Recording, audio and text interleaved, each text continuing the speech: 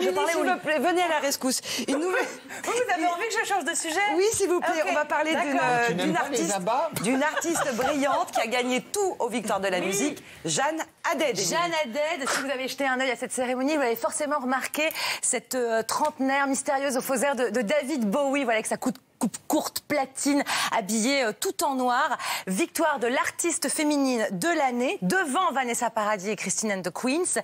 Et victoire du meilleur album rock pour son deuxième album qui s'appelle Radiate, qui est sorti en septembre dernier. Dessus, on retrouve une merveille de chansons qui s'appelle Mutate. Écoutez.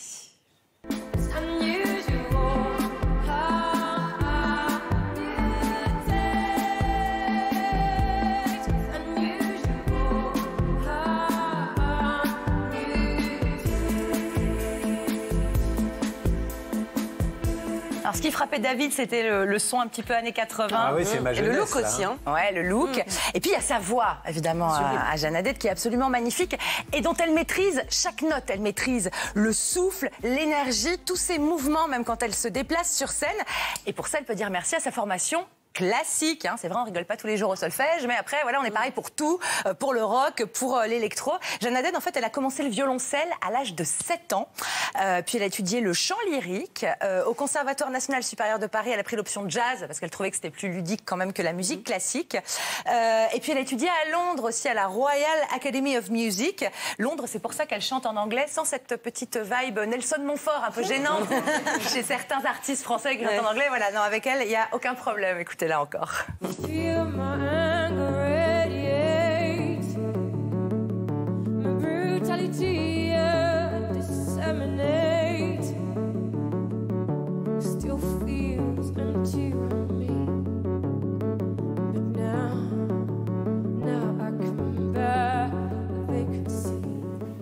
Alors, il y a beaucoup de gens qui l'ont découvert, Jeanne Haddad, donc vendredi dernier, aux Victoires de la musique. Mais pendant 10 ans, elle a été chanteuse de jazz. Donc voilà, les jazzeux la connaissaient déjà. Très demandée, reconnue, nommée d'ailleurs aux Victoires du jazz en 2011. Mais voilà, la fan de Led Zeppelin, la fan de Janis Joplin qu'elle est, il lui manquait quelque chose dans le jazz. Elle avait envie de rock. D'ailleurs, en 2013, elle s'est régalée en duo avec un de nos plus grands rockers, le regretté Rachita.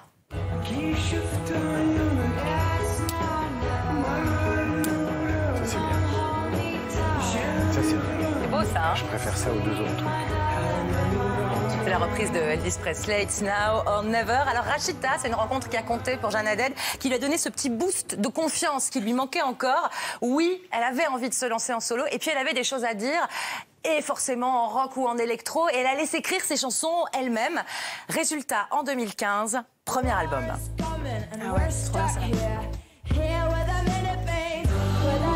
Et les couvertures de magazines qui s'enchaînent parce que son premier album, Be Sensational, a eu une nomination de révélation déjà à l'époque aux Victoires en 2016, 200 concerts et puis des chansons qui ont marqué. Il y a aussi Look at Them.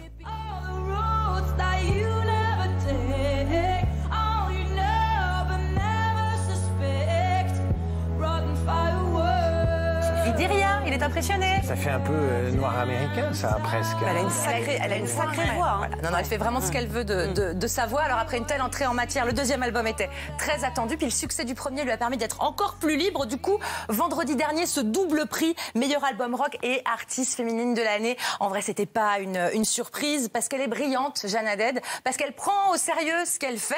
Certes, elle prend beaucoup de plaisir sur scène, mais voilà, ça bosse et ça se voit.